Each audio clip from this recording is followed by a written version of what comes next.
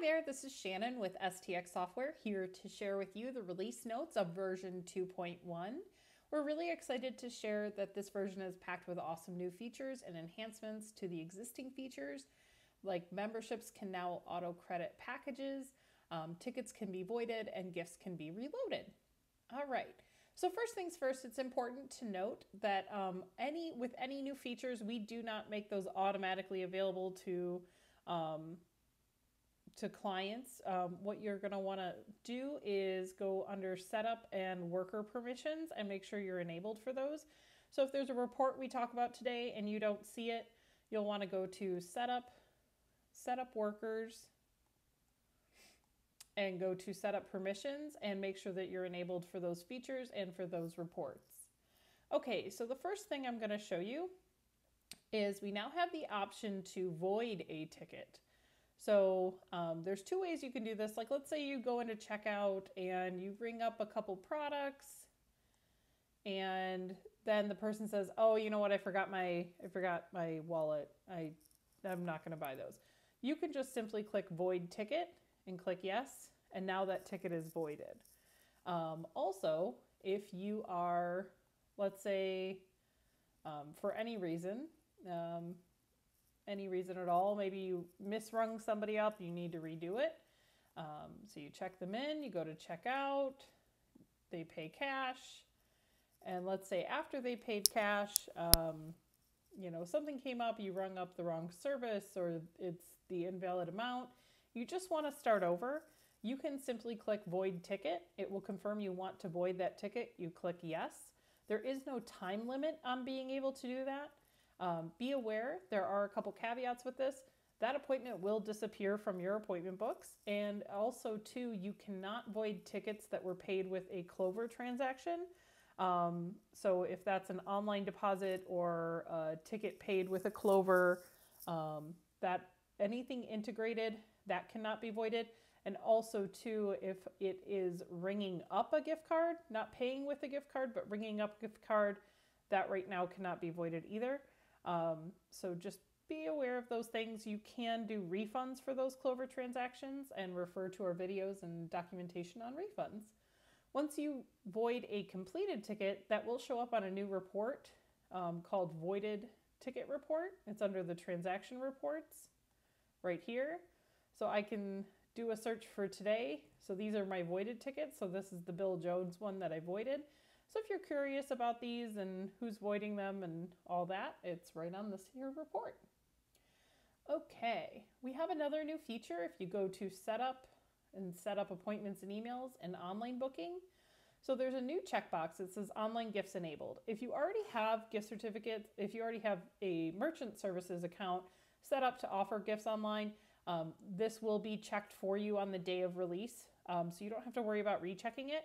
But if for any reason you don't want to sell gifts online, you can uncheck this. Or if you plan to do it in the future, just be aware that it's now a checkbox. So that's pretty cool. It does require you to have the integrated processing with STX payments to do that. That's a secondary setting on this.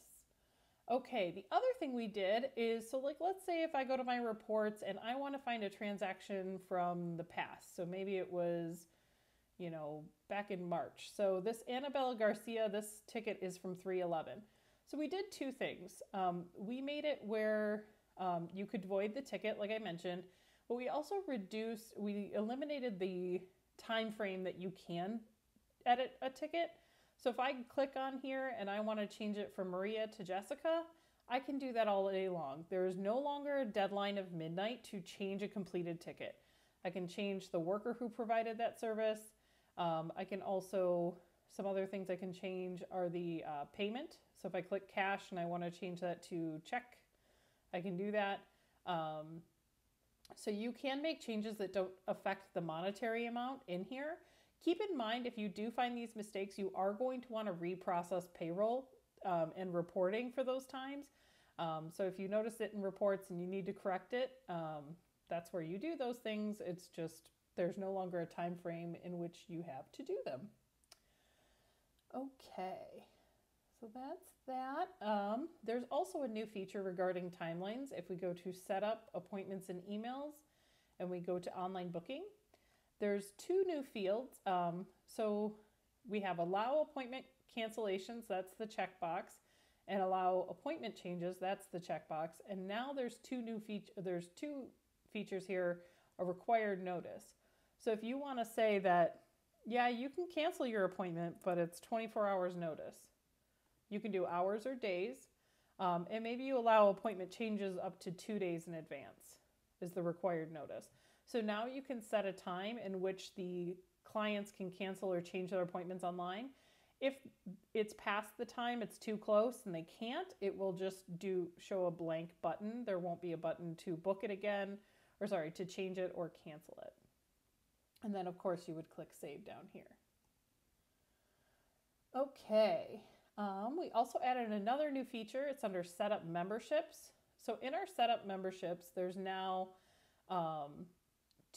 two new things. So one of them is the ability to credit a service package. So if you go to setup service packages, you can create service packages with, let's say, 4 blow dries at a reduced cost. This is where you go to set up those packages.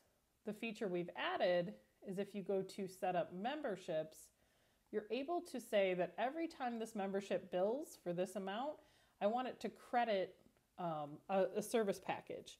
So what would happen is if this blow dry membership bills on every 14th of the month, every 14th of the month, it's going to credit them with 4 blow dries to use. And when you go to ring them up, it'll just say package as the payment, since there's no money owed. And then the other thing you can do is you can auto expire those packages. So how this part works is if you check this box, what will happen is if, let's say, they bill on the 14th, every 14th of the month for 4 blowouts, it would only allow them to use those 4 blowouts by the 13th of the following month. So let's say I only got 3 within that month, it wouldn't leave that extra one on my account if it auto expires. So I wouldn't be able to use it. But if I uncheck this, it would allow me to roll over those blowouts into a future month. So that's to each their own, however you want that to work. And then once you set that up, if you go into member check-in, you can sell a new membership. Now keep in mind, memberships do require integrated credit card processing to work. So keep that in mind. You'll update any contact information, provide a membership ID if like you have barcode scanning. You'll select the type of membership, the payment type that you want it to auto bill. You'll enter their credit card information here. You can update their first payment. Oop, sorry, I clicked off of it. That'll happen. Okay. It'll have their first payment amount here, how much you plan to charge. So if you have like maybe a startup or maybe their first month is a discounted, you can change whatever that first payment's going to be. And then it'll have the payment, and then you can choose if that's monthly, quarterly, or yearly. And then you just click first payment and save. And then once you do that, it will generate a receipt for you. And then on the client card, so if I go look up Caroline Martin, under her accounts, I can see she's part of our blow dry membership. She purchased it initially on March 27th.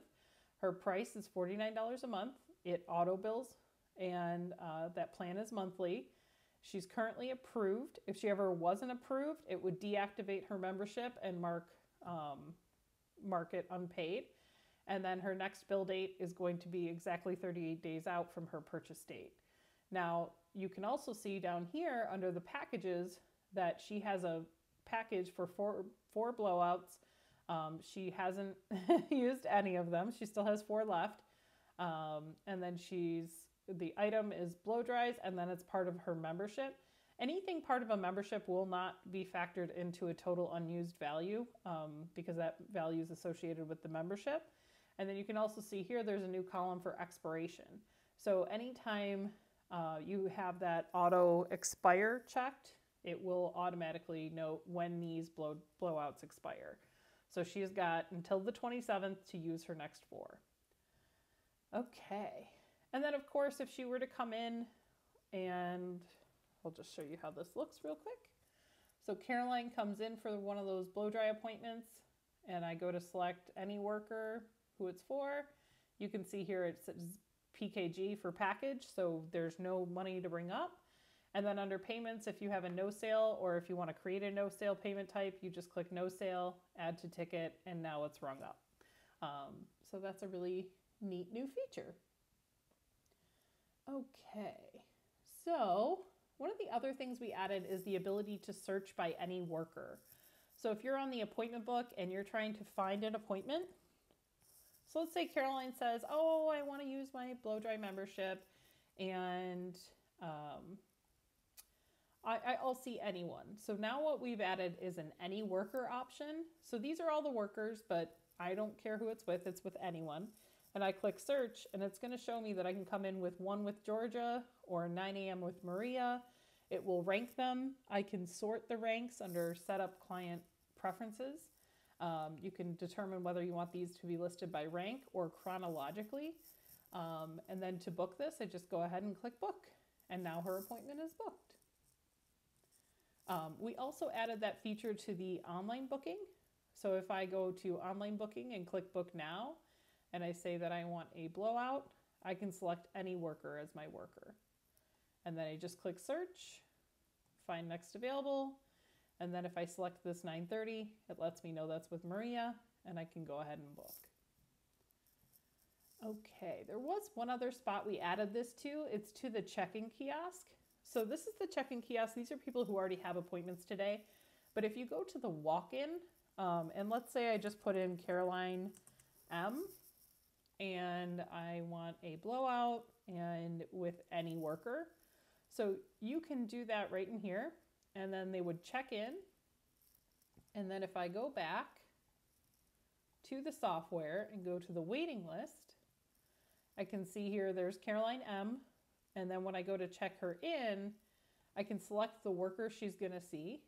And then I can determine whether or not it's a new client or with Caroline. And now she's just checked in. So really easy to use. And then we also added, if you're a single worker, I don't have a way to show this to you, but if you are a single worker and you add a product to a ticket, it will just add that product to a ticket. It's going to stop asking you to do that. Additionally, we added the SKU field for your products right to the front here on this favorites. So you can either go to products and enter a SKU, or you can do it right from the favorites tab. The other feature we added, so if we just type in champ for shampoo and click search, I can go through this drop down, select a specific shampoo if I need to, and add that to the ticket. But if I have, let's say, a SKU, and it's exact to what the SKU is, and I click search, it's just going to assume I mean that product. So if you do have a barcode scanner and you're scanning that, it's just going to assume that that's the product you wanted to add, and it'll take you right to that worker selection screen. All right, another new feature we added is our gift certificate. So in the past, it was a little challenging to search for the recipient or the purchaser of a gift, as well as you couldn't reload a gift. So how this works is if I put in, let's say that's my gift number. I'm going to copy paste that. And the gift amount is $100. And I click add to ticket. And then I will associate this with Caroline. So Caroline has a gift certificate. She's purchasing for $100. You know what? I'm going to remove this. That's another feature. So I'm going to go ahead. I'm going to re-add that gift in the amount. But I'm also going to add a recipient so you can see that, and click add to ticket. And now we're going to pay for it. We're going to pay cash, add to ticket. So now that gift certificate is sold. So there's a few things I can do with this. So let's say whoever Jane comes in to use this gift certificate, and she's going to buy some product or get a children's haircut, and she's going to purchase some product with it, and her total is $55. I go to payments. I'm going to gift redeem. that same gift number and add to ticket. So now there should be $45 left on my $100 gift certificate. If for any reason they wanted to reload that card, whether it's all the way down to 0 or it's still in use, I can go to the other tab, put in the gift number, put in the amount I want to add. So maybe it's $50 to add. And I just say add to ticket. It's going to confirm for me that that is an existing card and the current balance is 45. Would I like to add 50? The answer is yes. And then I just mark it paid. And now one of the new things we added is if I go to gift balances and I can either type in that exact gift number or I can search by recipient name. Is Jane Doe. If I just wanted to type in Jan, it'll bring up multiple people. And then the other great thing about this is it's going to show me the recipient, the purchaser, the number. I've got the original amount, the current balance, the issue date, if there's an expiration date, and the tickets associated where this was purchased or reloaded. And if I click on this gift number, it's going to show me, okay, this is our gift number, and it was purchased on April 10th. It was issued for $100. It was used for $55 on this ticket. And then it was reloaded again and for $50. So now our current balance is $95. So you can see the details on that gift right just by clicking on there, which is great.